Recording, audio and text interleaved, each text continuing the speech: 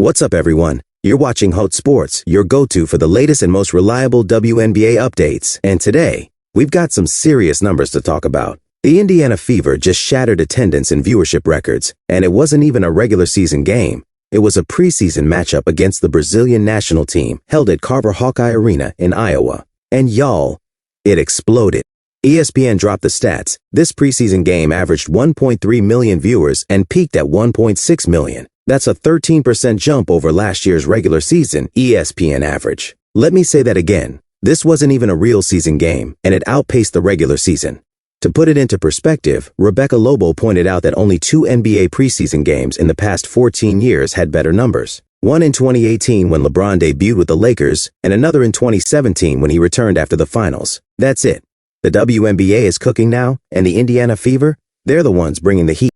What's even more wild is who they were playing. No offense to Brazil, but that team isn't close to WNBA level competition.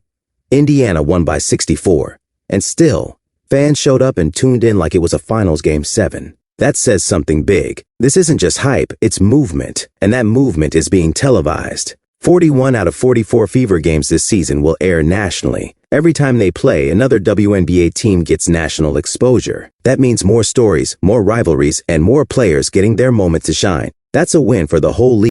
I tried digging for viewership numbers on other preseason games. Couldn't find any reliable data. But it's safe to say none of them are even close to what we saw with Indiana versus Brazil. Let's rewind a bit to 2024. The Fever vs. Sky game drew 3.3 million viewers, the most watched WNBA game in 23 years. Their matchup with the Sun, nearly 3 million. The All-Star game, 3.4 million viewers, highest in ESPN history. And all of it driven by this Fever team. And don't even get me started on Ion.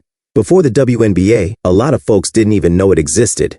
But now, 7 games over 1 million viewers, every single one featuring the Fever. They're drawing crowds no matter who they face. Aces, Mystics, Sky, you name it.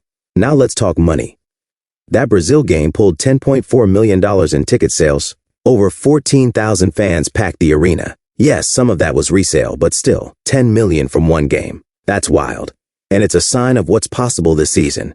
This is shaping up to be the year. Maybe the first time the WNBA becomes truly profitable. And it's not just Caitlin Clark. This surge lifts every team, every player.